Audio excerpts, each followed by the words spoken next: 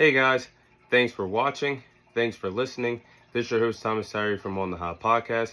Today, I have some bonus content for you guys. The bonus content we'll be covering today will be in the sport of basketball inside the NBA world. And today, I'll be sharing my winners and losers of the NBA trade deadline. So the NBA trade deadline has came and gone this NBA regular season. The trade deadline expired as of Thursday afternoon in the world of the NBA. So I'll be sharing my winners and losers of the NBA trade deadline. Starting off with my number one winner is the New York Knicks. Now, the New York Knicks absolutely hands down won the NBA trade deadline across all teams in the Eastern Conference and the Western Conference this NBA season. They made a lot of big moves to improve this roster and to potentially be a true contender in the Eastern Conference this NBA playoffs and the NBA season. Now, they got themselves OG Anunoby. They got to him a month ago with that trade with the Raptors, but they have improved the roster ever since. And by the NBA trade deadline, they got busy and added Bojan Bogdanovic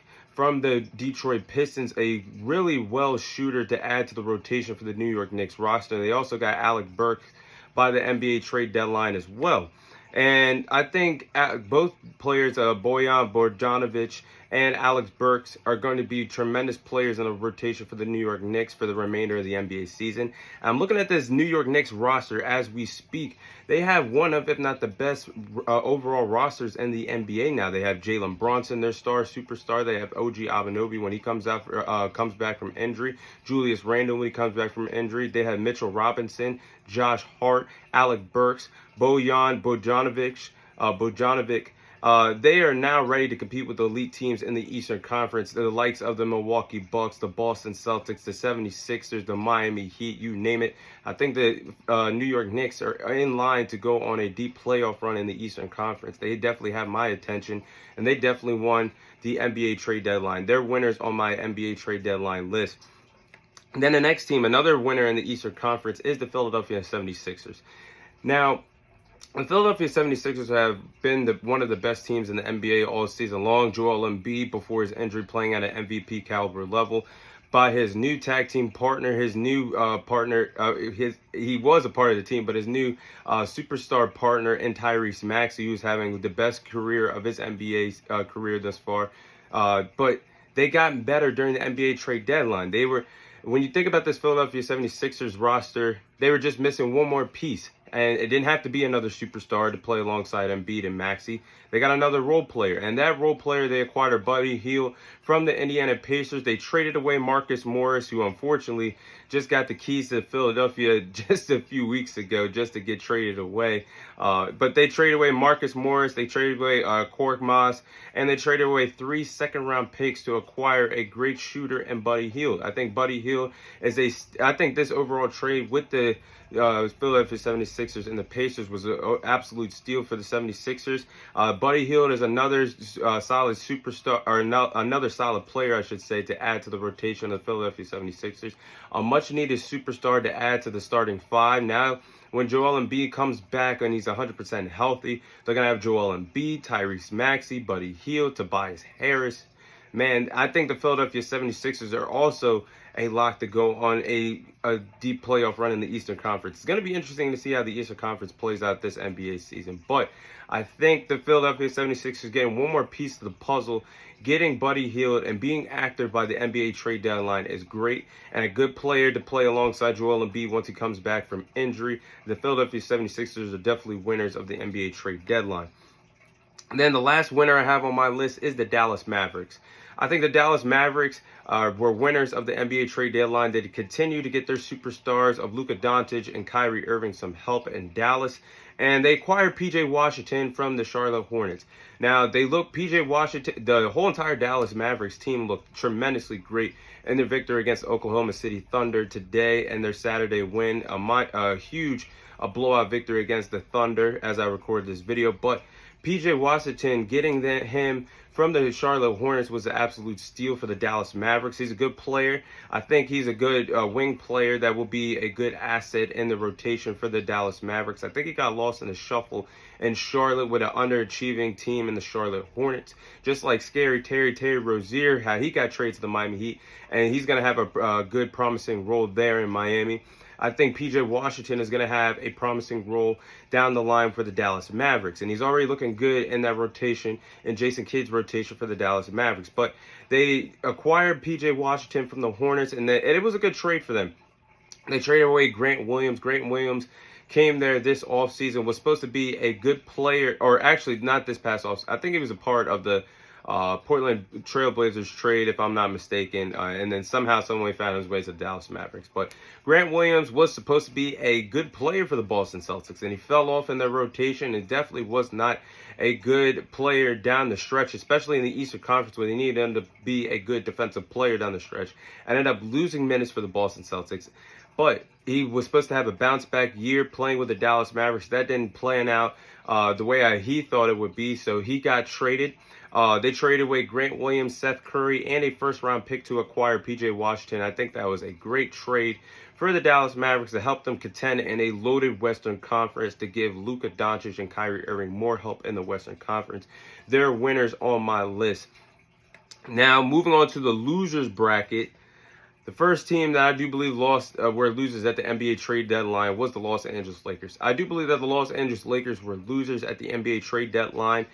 But I do understand that they are going to get a little bit more help when Spencer Dinwiddie clears waivers, and he has decided to sign with the Los Angeles Lakers, so he should be a Laker very soon in the near future. But even with getting Spencer Dinwiddie, I'm not sure if that would be enough to help the Los Angeles Lakers down the stretch. They have been very dependent on LeBron James and Anthony Davis, which is not the best recipe to win.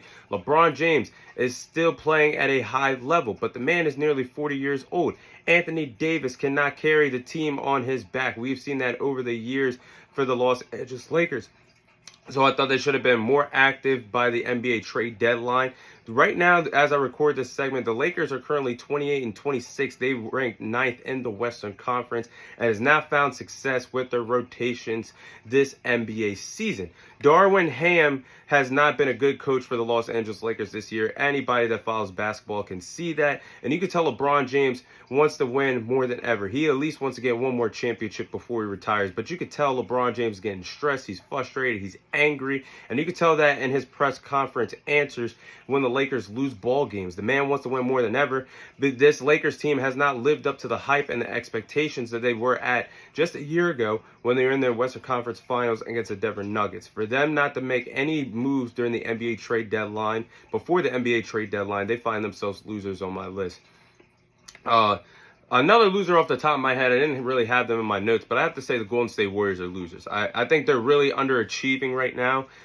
This dynasty is coming to an end. I mean, Steph Curry, Klay Thompson, Draymond Green, Steve Kerr have all won 4 NBA titles together. Why not go for another NBA championship when this could potentially be the last year, the last run in Golden State in the Bay Area?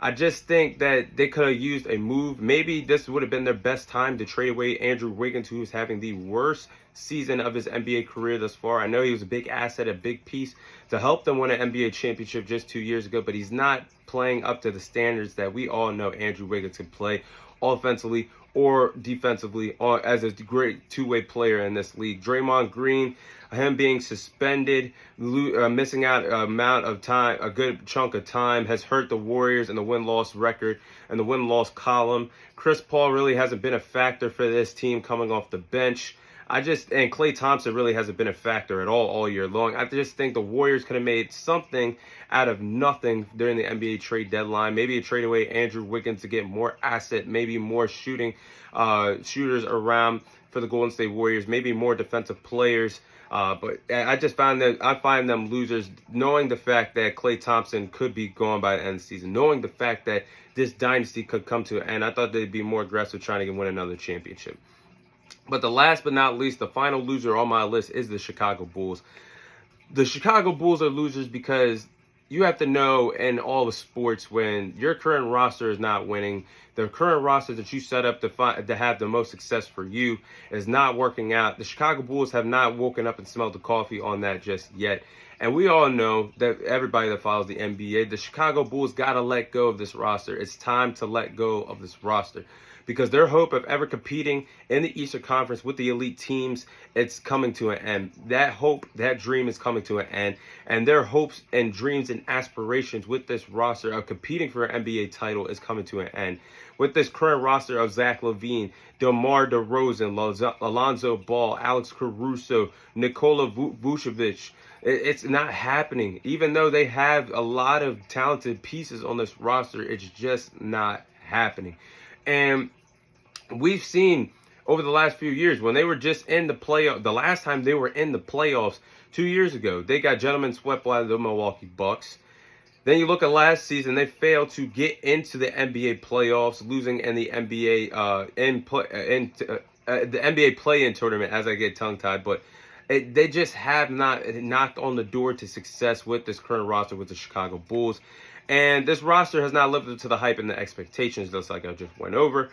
With Zach LaVine out for the rest of the season due to an injury, I think he could have been potentially traded by the NBA trade deadline, but he's out for the remainder of the season. And I think Lonzo Ball is still trying to recover from his knee injury. We still don't know if he's ever going to play basketball again. I know he's battling and working his tail off to get back on that basketball court, but we don't know what the future holds for Lonzo Ball and his knee injury.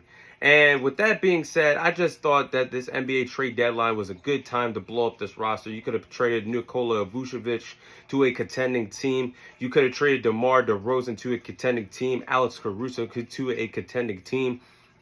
And they missed out on that opportunity. They could have got some assets, draft capital, maybe some first-round picks for those players that I just mentioned. And then we look at the future for him. DeMar DeRozan is set to be a free agent this summer. Alex Caruso, a good two-way player, is set to be a free agent this summer. 99% sure that DeMar DeRozan or Alex Caruso will not be back with the Chicago Bulls.